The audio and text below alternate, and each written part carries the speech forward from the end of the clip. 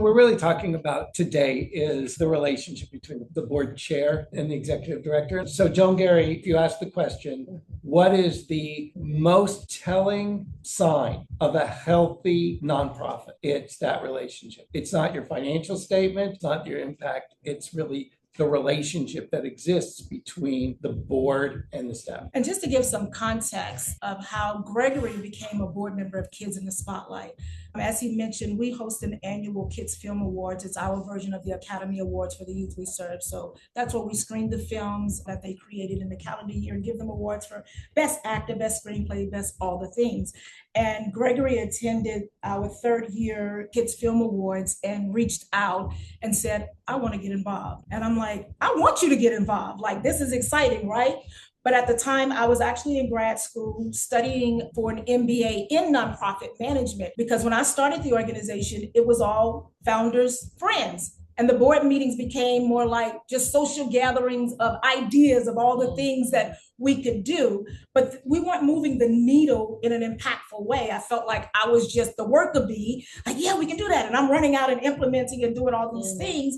But we didn't have the money. We didn't have the connections. And I'm like, wait a minute, what are we doing? So my thesis ended up being transitioning a board from founders' friends to a governing board. And the first thing I had to realize or recognize when I was in that study was that board members are volunteers. I had to wrap my brain around that reality first. And I'm like, okay, if this is a volunteer, but I'm also expecting them to be a governance board. I'm also expecting them to be a fundraiser. I'm also expecting them to be boots on the ground with me to help really move the needle for our young people. How do I appeal to them? How do we communicate and how do we build that relationship? So Gregory and I started out meeting probably once a week where we would have lunch, or he'll invite me over, or I invite him over. We just took time to really get to know one another and then start to focus on the mission and the overall objective of the organization. Because many of the challenges that boards feel,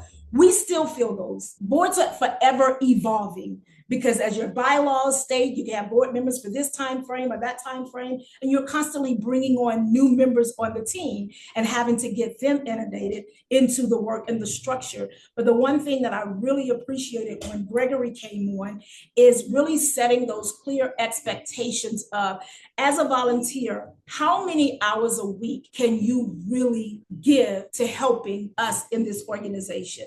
So that was one of the first things that we did, which I found to be very impactful, as well as the evaluation piece, where we asked the board to really evaluate, how do you feel you're contributing to this organization? What are you doing to help move the needle for the work that we're doing? I would say that our board is mixed. What I mean by mixed is we have board members who are really engaged, not always as a team. God bless them. If somebody's out there doing something, I'm not going to stand in their way. I'm really encouraged by where we are today, which is different where I've been in different years. We have been really ambitious.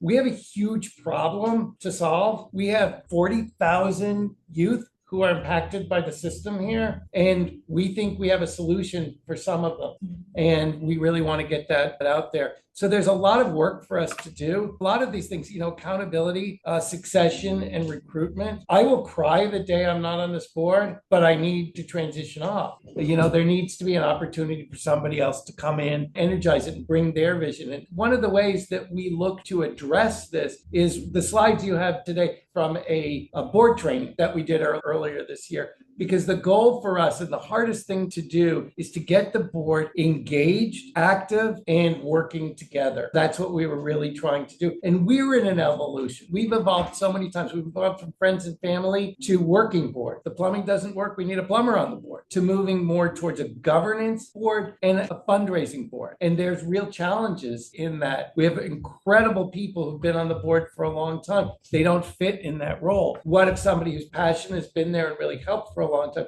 can't take us to that next level, whether it's skills, whether it's time, whether it's resources?